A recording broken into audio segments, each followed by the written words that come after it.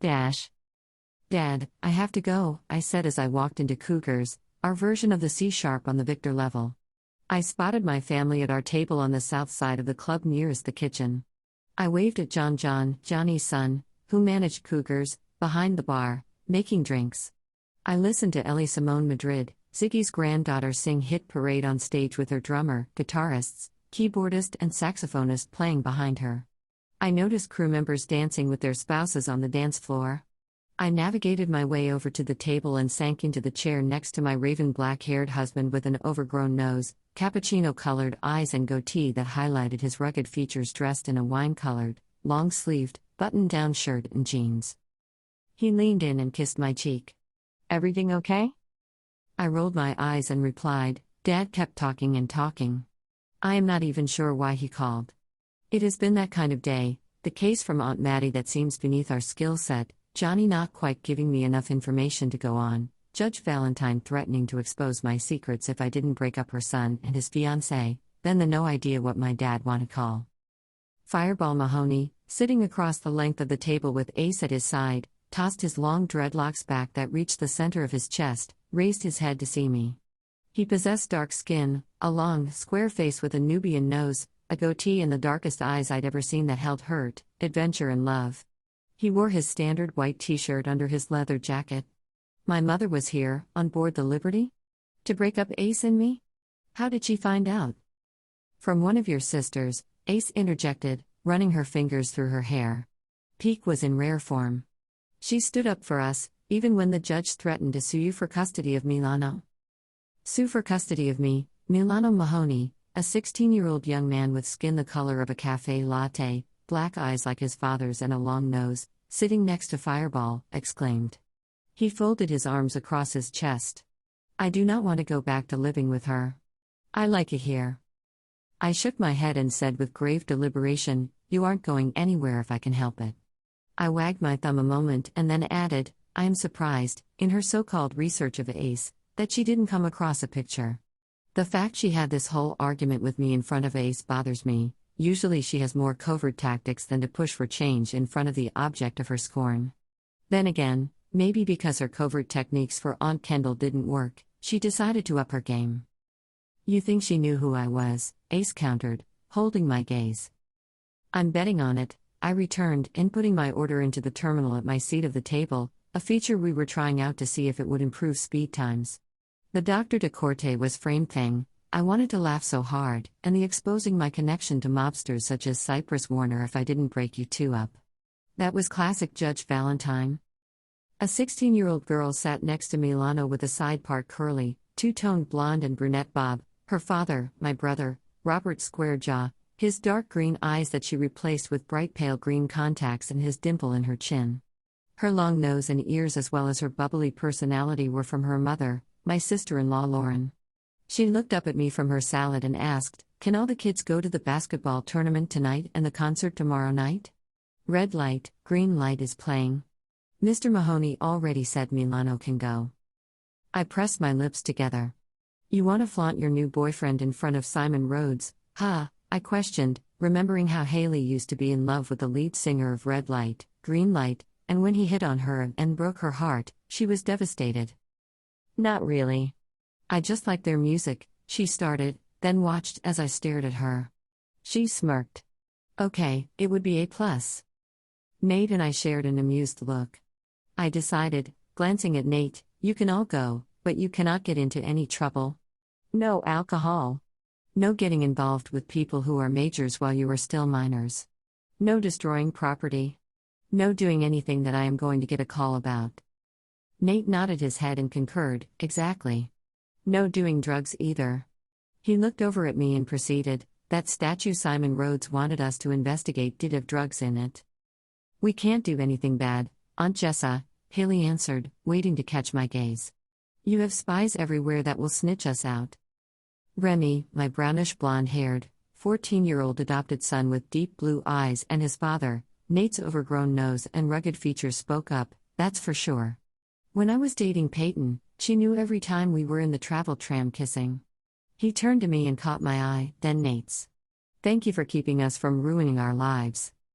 Just then John said a non-alcoholic, double vodka martini in front of me. It was from John John's perfected line of non-alcoholic tasted like real alcohol drinks, helpful for those of us who consumed too much alcohol while dancing at his father's jazz club back in our youth. Then he laid down a plate with a BLT and fries. I have an announcement to make. I am making it now, so you can get used to it. The President is sending the Liberty to space base LVN for a couple of weeks to upgrade the Liberty with advanced technology. Now, the reason I bring this up is because my friend Alex, the commander of the LVN, has invited us to stay on board the LVN. That is where Dad is, Caleb, my 13-year-old adopted son, interpreted. He had his biological father and my best friend growing up, Tony Ashton's brownish blonde hair, pretty boy face, cleft in his chin, and Pacific Ocean blue eyes. He held my gaze. You are warning us ahead of time, so Rena and I can be on our best behavior and not mess things up for him. Your dad is doing good on the LVN. He and Alex are solving cases, he isn't drinking, and he is in a serious relationship, I reported, then looked over at Nate, with Abby, Alex's sister, a former alcoholic and a psychiatrist, who is a great aunt but doesn't want any children. Nate returned, lifting his burger to his mouth. I always knew he needed to see a psychiatrist. Fireball agreed, biting into his burger. Me too. Nate and Fireball laughed. Rena, my adopted 15-year-old daughter, sat diagonal from her biological brother Caleb, fixed her brownish blonde hair into 2 braids that reached her midriff. She possessed her mother Tracy's light green eyes and long face as well as her talent for drawing and fashion. Tonight, she wore a flowery dress with large gold hoop earrings.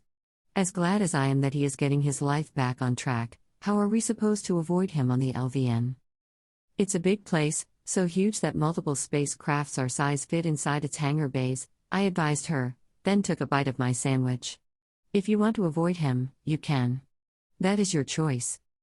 But that means we get to spend time with Colonel Madrid's kids, the twins, Samantha and Seth, my 12-year-old, biological daughter Reggie, who appeared to be a miniature version of me with her long, dark hair, forest green eyes, Roman nose and square jawline, exclaimed, finishing the last bite of her corn. Dax and I have been pen pals since the last time we were on the LVN, and Caleb writes to Dylan. It is going to be fun. Sleepovers and staying up late. I cleared my throat, then corrected, you will be attending school during that time. I took another bite of my sandwich. I saw the disappointed looks around the table. My 15-year-old sister Ashley sat between her best friend Rena and her 17-year-old boyfriend, Nate's younger brother James, across from me, and the younger children, the 3-year-old twins, Lizzie and Danny, and the 2-year-old Mia.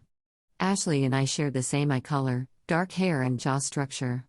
She told the table in between shoveling her vegetable medley into her mouth, Sam says there are amazing concerts on LVN.